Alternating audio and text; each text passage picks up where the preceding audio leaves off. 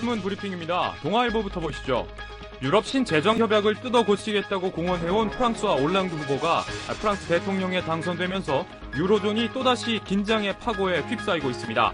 지나친 긴축 정책의 피로감을 느낀 민심의 목소리가 이번 대선 결과에 반영됐기 때문입니다. 그리스 총선에서도 연립정부가 과반 의석 확보에 실패하면서 반긴축 리스크가 전 세계로 확산되고 있습니다. 이면입니다. 6일 영업 정지된 솔로몬 저축은행과 미래저축은행이 각각 상대 회사의 유상증자에 총 435억 원을 불법으로 투자한 정황이 포착됐습니다. 이런 가운데 미래저축은행의 김찬경 회장이 회사 주식 270억 원을 빼돌려 사채 시장에서 현금과 맞바꾼 사실이 추가로 드러났습니다. 조선일보를 보시죠. 김관진 국방장관이 이르면 이달 말 일본을 방문해 일본 방위상과 회담을 갖고 군사 비밀 보호 협정과 상호 군수 지원 협정을 체결할 것으로 알려졌습니다. 정부 소식통은 한일 군 당국의 실무자들이 두 군사 협정 체결의 최종 마무리 작업을 진행 중이라고 밝혔습니다.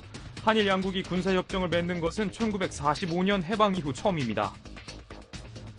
통합진보당의 당내 갈등이 진흙탕 싸움으로 번지고 있습니다. 비례대표 부정 경선을 치른 것에 대해 비당권파가 당권파의 사퇴를 요구하자 당권파는 무고하다며 되레 당원 총투표를 열어 사퇴 여부를 결정하자고 나섰습니다. 당권파 지지 당원의 비율이 65%로 승산이 있음을 염두에 둔 것이라는 분석입니다. 중앙일보입니다.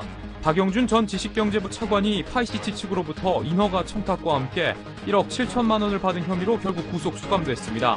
하지만 강철원 전 서울시 정무조정실장은 영장이 기각됐습니다. 박 전 차관은 특별히 할 얘기가 없다, 죄송하다라고 말한 뒤 구치소로 향했습니다. 같은 신문 14면입니다. 블라디미르 푸틴이 취임식을 갖고 러시아 대통령직에 올랐습니다. 3기 연임 금지로 대통령직을 드미트리 메드베데프에게 내준 지 4년 만에 귀환이자 자신의 세 번째 대통령직 수행입니다. 그러나 반푸틴 세력의 시위가 이어지는 가운데 밀어붙이기식 권력 행사는 예전 같지 않을 것이란 분석도 나오고 있습니다. 경향신문입니다. 보실저축은행 대주주들의 빗나간 행태가 계속 드러나고 있습니다. 개인의 생활비나 공과금이 필요할 때마다 수시로 저축은행 금고에서 돈을 가져다 썼고 차명 대출을 받아 골프장을 인수하기도 했습니다. 대주주가 무소불위의 권력을 휘두르는 저축은행 특유의 지배구조가 개선되지 않는 한 이 같은 전횡은 근절되지 않을 것이란 지적입니다. 마지막으로 스포츠 동아입니다.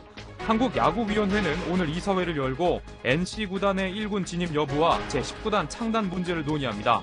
19단 창단을 환영하는 야구 팬들과는 달리 일부 구단들이 강하게 반대하고 있어 상배에 관심이 쏠리고 있습니다. 롯데와 삼성에 이어 한화와 두산도 반대 진영에 합세했습니다. 지금까지 신문 브리핑이었습니다. 네, 각 시는 다양한 기사가 실렸습니다. 오늘 일면 기사 한번 분석을 해보겠습니다. 오랜만에 외신 기사가 일면 톱을 장식을 하고 있습니다.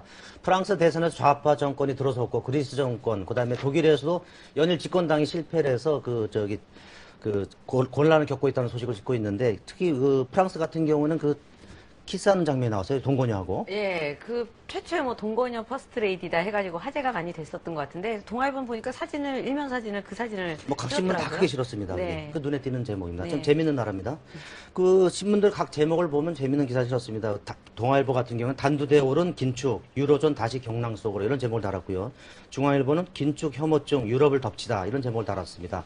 아무래도 이 긴축 정책을 하는 거에 대해서 국민들이 아마 경제가 좀 어려우니까 이것을 좀 반대하는 그런 여론이 좀 높은 것 같습니다. 한겨레는 긴축은 운명 아니다. 유로존 정책 기로에 이런 제목을 달게 특징을 들고 있습니다. 그 다음은 통합진보당 관련 소식입니다. 연일 혼란이 계속되고 있는데 비례대표 2번 이석기 후보 당선자죠. 당선자에 대한 사퇴 여론이 높은데 이 사퇴 여부는 당원 총투표로 결정하겠다고 버티고 있는 거에 대한 비판 여론이 높습니다. 동아일보는 이석기의 꼼수라는 표현을 썼고요. 조선일보는 수구 진보의 진흙탕 싸움이라고 좀 비판하고 있습니다. 다음은 저축은행 영업정지와 관련된 속보가 있는데요. 미래저축은행 김창경 회장이 회사 돈 200억 원을 추가로 해외로 빼돌려서 카지노를 지으려고 했다는 소식을 경향신문이 일면 톱으로 좀 다루고 있습니다. 다음은 박영준 전 차관, 지경부 차관이 어제 드디어 구속이 됐습니다. 여러 가지 혐의가 많은데 조선일보는 일면의 사진을 좀 착잡한 표정의 사진을 좀 싣고 있는데요. 사진 제목이 좀 재밌습니다. 권력무상 왕차관 김영준 구속이라는 제목을 담고 있는데 아무튼 그동안 실세로서 많은 권력을 좀 행사를 했었는데 역시 뒤끝이 안 좋은 게 좀 많은 시사점을 좀 주고 있는 것 같습니다.